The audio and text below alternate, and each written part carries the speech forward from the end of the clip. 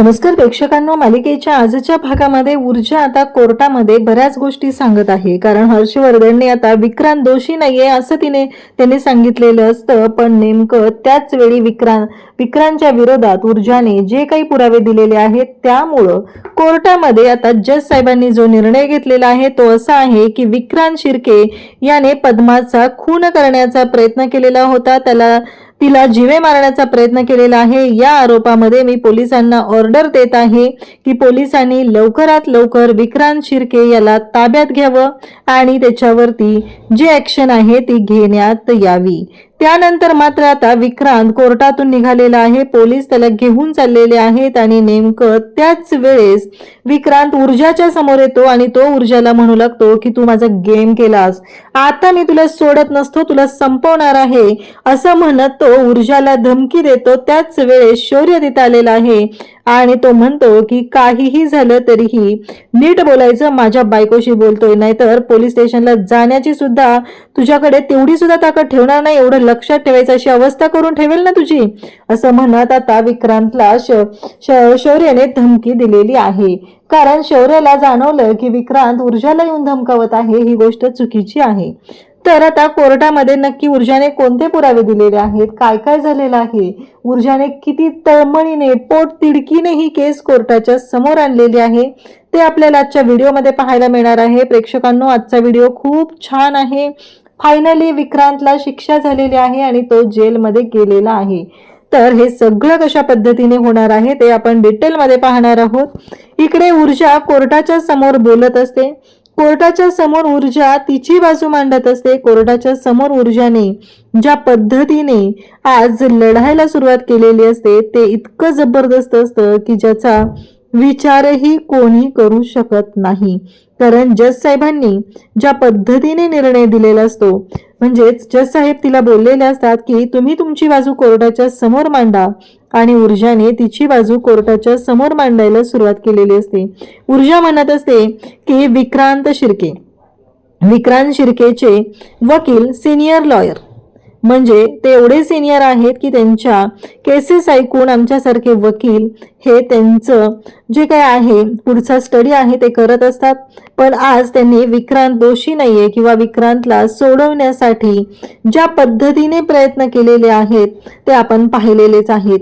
पण एकदाही विचार केला गेलेला नाही की विक्रांत सारख्या मुलांमुळे, विक्रांत सारख्या राक्षसांमुळे कितीतरी मुलींचं नुकसान झालेलं आहे, याचा विचार केलेला नाही. इकडे आपल्याला पाहायला मिळतं की विजया आणि त्याचबरोबर अर्पिता दोघीही शौर्याच्या रूम मध्ये आलेले असतात आणि शौर्याच्या रूम मध्ये आल्यानंतर विजयाला ती म्हणते की हे शौर्याचं कपाट आहे ना, म्हणजे नंतर हे कपाट आमच्या दोघांचं होईल असं ती बोलत असते.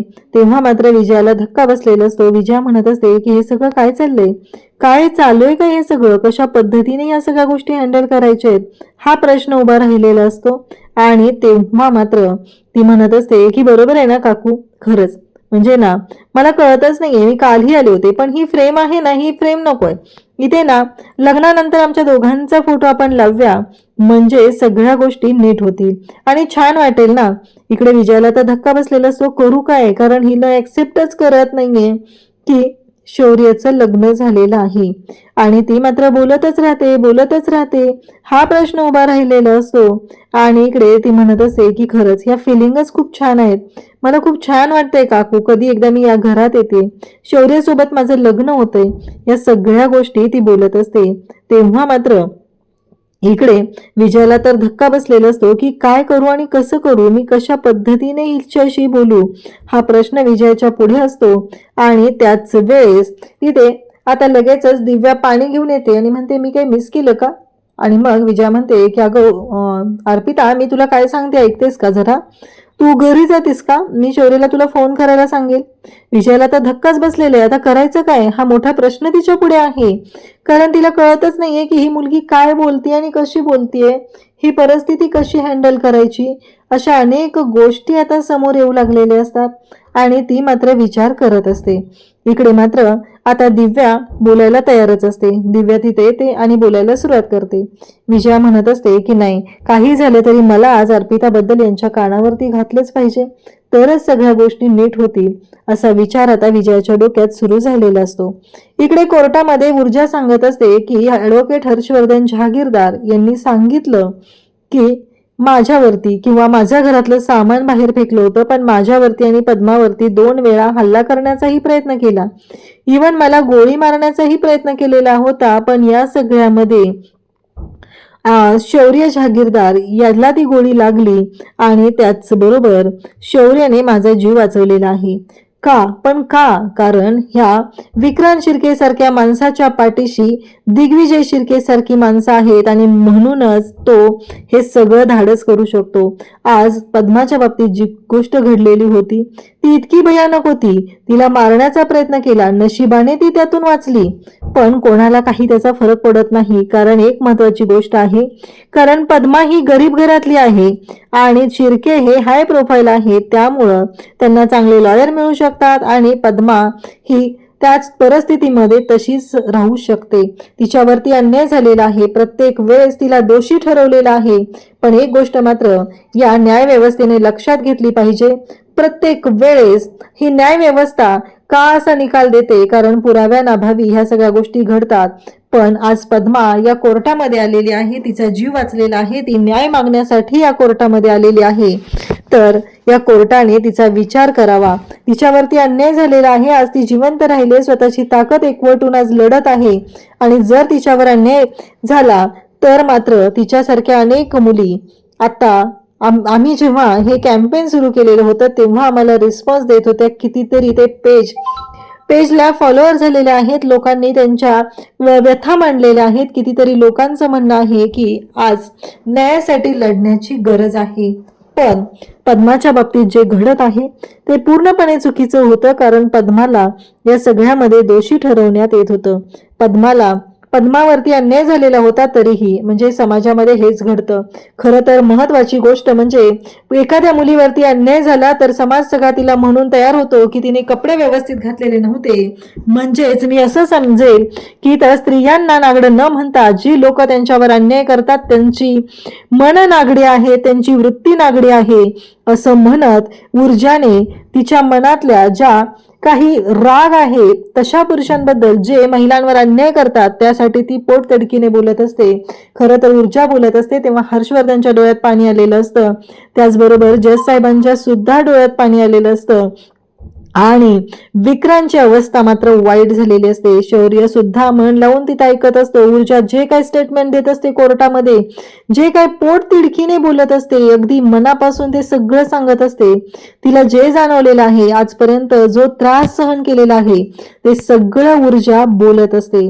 आणि आता मात्र जज साहेब ऊर्जाचं सगळं बोलणं ऐकत असतात. ते म्हणत असतात की खरंच तुमच्यासारख्या वकिलांची गरज आहे.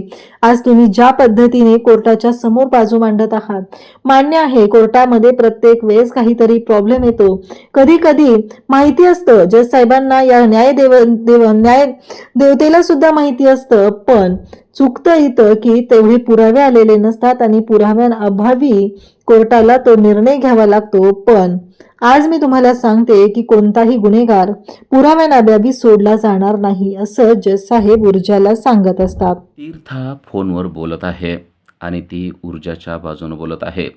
काही जरी झालं तरी आज ऊर्जाच जिंकली पाहिजे असं ती फोनवर बोलत आहे. हे सगळं विजयाला ऐकताना मोठा धक्का बसलाय, कारण डायरेक्ट ती हर्षवर्धनच्या म्हणजे स्वतःच्या वडिलांच्याच विरोधात बोलते हे विजयाच्या लक्षात येतं.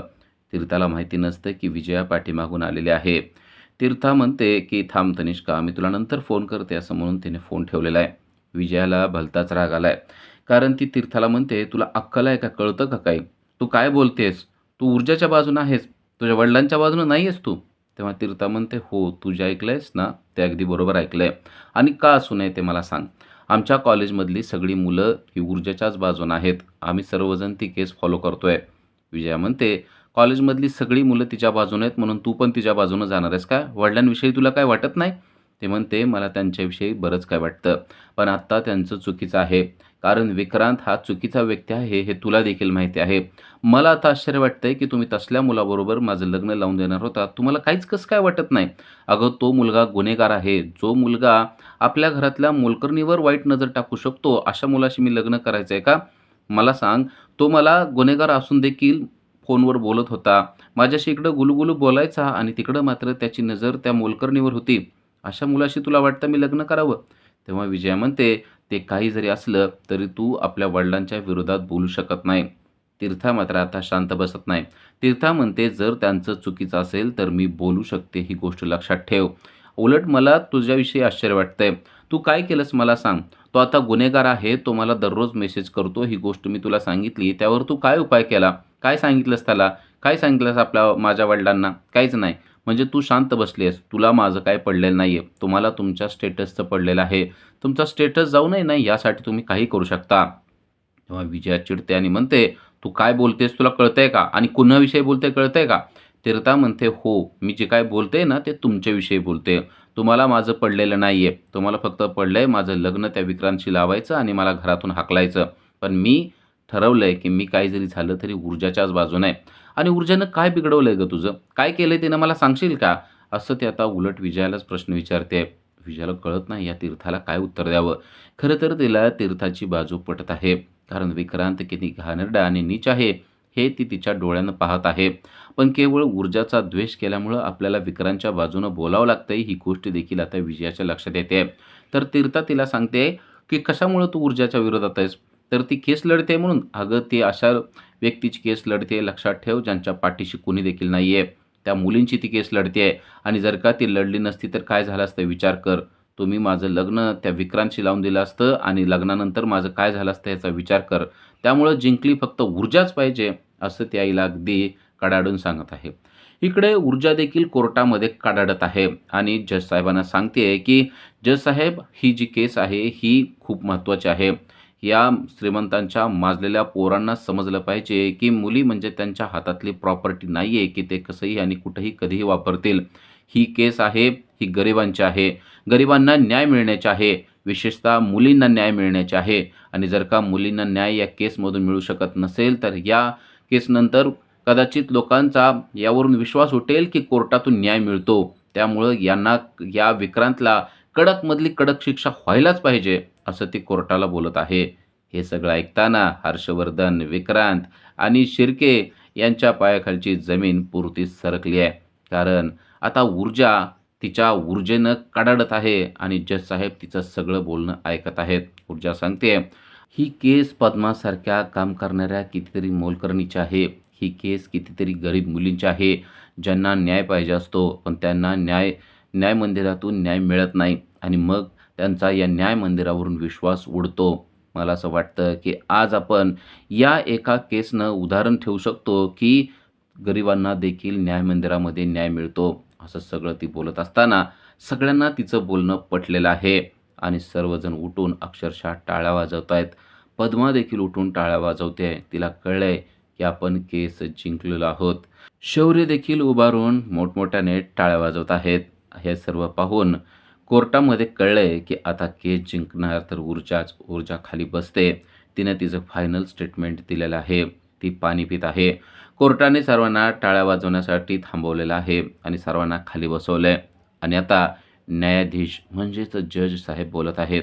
"ही सगळी मी केस ऐकली आणि त्यानंतर एक गोष्ट अगदी क्लिअर कळलेली आहे, की ज्या व्यक्तीनं जे काही क्रूर असं काम केलेलं आहे, त्या व्यक्तीला शिक्षा तर व्हायलाच पाहिजे. पण मी तारीफ करते त्या पद्माची, की जी पद्मा या गोष्टीसाठी स्टँड राहिली. कारण मी अशा कितीतरी केसेस बघितलेल्या आहेत, की ज्यामध्ये कोर्टापर्यंत केस येते, पण शेवटी त्या गोष्टी मॅनेज होत जातात आणि ज्यांनी केस केलेल्या आहेत तेच केस काढून घेतात. त्यांना परत मॅनेज केलं जातं, पैसे दिले जातात आणि बऱ्याचशा गोष्टी केल्या जातात. त्यानंतर या ज्या वकील आहेत ना ऊर्जा, त्यांची मी तारीफ करते. त्यांनी ज्या धडाडीनं ही केस लढलेली आहे, ज्या शब्दामध्ये त्या बोललेल्या आहेत, त्या शब्दाच्या धारेमुळं ही जी केस आहे, हिला अजूनच जास्त व्यवस्थितपणे माझ्यापर्यंत पोहोचवता आलं आणि समाजामध्ये समजलं, की हा क्रूर व्यक्ती आहे, हा श्रीमंत आहे आणि हा मग्रूर आहे. ही गोष्ट समजू शकली. अन्यथा ही गोष्ट समाजापर्यंत पोहोचलीच नसती आणि न्यायदेवतेपर्यंत देखील पोहोचली नसती. पण आता या व्यक्तीला शिक्षा झाली पाहिजे असं कोर्टाला देखील वाटत आहे, असं त्यांनी सांगितलेलं आहे. आणि त्याच वेळेस सर्वांना समजलंय, की विक्रांतला आता शिक्षा होण्याशिवाय दुसरा पर्यायच राहिलेला नाही. आता आपण केस जिंकतोय हे ऊर्जाच्या देखील लक्षात आलेलं आहे. कारण जज साहेबांना देखील आपण सांगितलेलं मत पटलंय हे ऊर्जाला समजलेलं आहे. उद्याच्या भागामध्ये पाहायला मिळतं की जज साहेबांनी त्यांचा न्याय दिलेला आहे. त्या सांगतायत की विक्रांत शिर्के याने गुन्हा केलेला आहे आणि खुनाचा प्रयत्न केलेला आहे. त्यामुळे त्याची कसून चौकशी झाली पाहिजे आणि त्याला कोठडी देखील जज साहेबांनी दिलेली आहे आणि त्याला शिक्षा देखील दिलेली आहे. आणि हे सगळं ऐकल्यावर सर्वजण टाळ्या वाजवत उभे राहिलेले आहेत. हर्षवर्धनचा मोठा अपमान झालेला आहे आणि विक्रांत तर भलताच चिडलेला आहे. जेव्हा त्याला पोलीस घेऊन जात असतात तेव्हा तो ऊर्जाच्या समोर येतो आणि म्हणतो, "तू माझी वाट लावली आहे ना, आता मी तुला सोडणार नाही. गोष्ट लक्षात ठेव. तुझी देखील मी वाट लावणार आहे." असं त्याने डायरेक्ट कोर्टामध्ये ऊर्जाला धमकीच दिलेली आहे. मग तेच शौर्य उभा आहे. शौर्य पण आता शांत राहत नाही. तो देखील त्याच्या डोळ्यात डोळे घालतो आणि म्हणतो, "तुला कळतंय का तू कोणाशी बोलतोय ती? ती ऊर्जा माझी बायको आहे. लक्षात ठेव, तिला जर का काय बोललास ना तर पोलीस स्टेशनला जायच्या लायकीचा देखील तुला ठेवणार नाही." अशा पद्धतीने आता शौर्यने देखील त्याला दम दिलेला असतो. तेव्हा विक्रांत देखील शांत झालेला आहे. कारण त्याला कळलंय की आता शौर्य काय शांत बसणार नाहीये. तरी देखील विक्रांतला भलताच राग आलेला आहे. हर्षवर्धन तर तेथे थांबलेलाच नाही. कारण आता सर्वांच्या समोर हर्षवर्धनचा अपमान झालेला आहे. कधीही केस न हरणारा हर्षवर्धन आज केस हरताना आपल्याला पाहायला मिळतोय. तर सत्याची बाजू असणारी ऊर्जा ही केस जिंकलेली आहे आणि त्यामुळे ऊर्जा आणि शौर्य यांना भलताच आनंद झालाय. शिर्के तर मान खाली घालून अगोदरच निघून गेलेला आहे आणि अशा प्रकारे फायनली ऊर्जा ही जिंकलेली आपल्याला पाहायला मिळत आहे. अशाच अपडेटसाठी आजच आमच्या चॅनल सबस्क्राईब करा. थँक्यू.